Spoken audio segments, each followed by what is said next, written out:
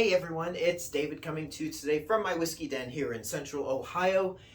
And you may be wondering why I have these two decanters here in front of me on my bar. Well, we are going to do a bourbon battle. Not just any bourbon battle, but something that's kind of old and ancient and classic and everything good at the same time. So stay tuned, here we go.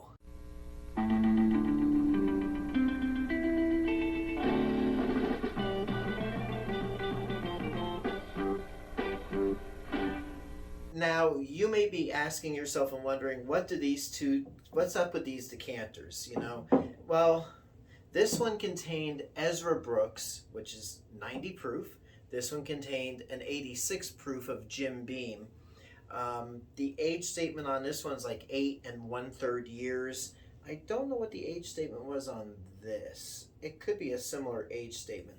But the interesting thing in common with these two are that they both came out of estate sales that I've gone to recently. And both of these decanters are from 1969. But we're not going to talk about the decanters. Let me just set them aside here, right out of the way. We are going to talk about what was in the decanters. So, going down, going to the first floor, going up, second floor. Here we go. So this is what was in both of those decanters. This is the Ezra Brooks 90 proof. This is the Jim Beam 86 proof. Again, both of them from 1969. And I've done a video on each of these already. My initial tasting of this one, after I took it out of the decanter and showed you how I filtered it, and then I tried it. And then this one, I put it up against current day Ezra Brooks, which modern day Ezra Brooks failed miserably in that taste challenge. But let us go to seeing how they taste side by side. And I know the proofs are a little off, but after evaporation and stuff, because both were cork stopped. So we're going to do a little side by side here. So here we go. This one, we're going to let them breathe and sit for a little bit. There's the Jim Beam. And when I tried the Jim Beam, it was so stinking good. It was just so like buttery and sweet and nice. But I haven't had the Ezra Brooks in a while. I save this for special occasions. And let's do this. And neighbor, you are special. So there we go. Wow. Oh, they both smell similar. The Ezra Brooks is a touch dark, well, quite a bit darker. I don't know how well you can see that on camera. This is like iced tea. Not the celebrity iced tea, but the beverage iced tea. I don't know which one I want to try first. But while I'm letting these breathe a little bit and open up in the glass, it's interesting. Both of these, since they were they were bottled in 1969, which means the Jim Beam, if it was in aging for 8 1/3 years, means that it went into, let's just say, 1961 at some points. Let's say that went in beginning of 61, maybe even the end of 1960. And this one, if it has a similar age statement, let's just say that got barreled around 1960 as well. And obviously, that means non-GMO grains were used. And some bourbons today are still non-GMO grained, but the vast majority, I think including these two, are. So let's cut to the chase, shall we? I'll try the Ezra Brooks first. So nice. Oh, it just smells spicy and sweet. Oh, just everything good. Spicy and sweet and everything neat. Because that's how I am drinking it, is neat. Let's see. It's got a little hit of maple as well, like a buttery maple. It might be good on waffles or pancakes. I don't know. It's,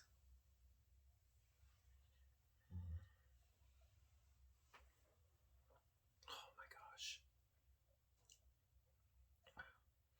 It's sweet. It's really sweet and nice. Um, Nice burn going down the old esophagus. However, it's got that kind of like a. Well, let's try again here. Mm. Like a brown sugar and cinnamon and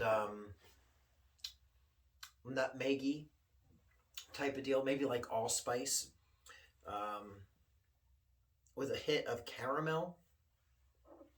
But then it's got an earthiness, like an oakiness to it too, um, which could be the malted barley in there. But that is just fantastic.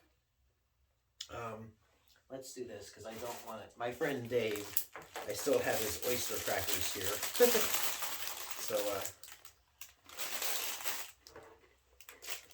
there we go.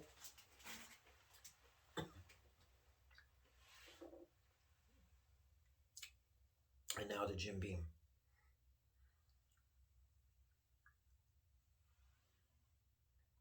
Oh my gosh. Wow. Ezra Brooks is really deep.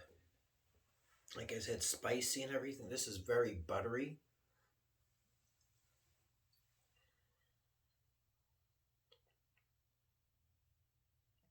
Oh my gosh. That is just fabulous. They're both very similar but very different at the same time. On this Jim Beam, there's no burn whatsoever going down my throat. A little burn on the back of my tongue. But, oh my gosh, that is as silky smooth as you can get. That is silky smooth. Just both of them are really good.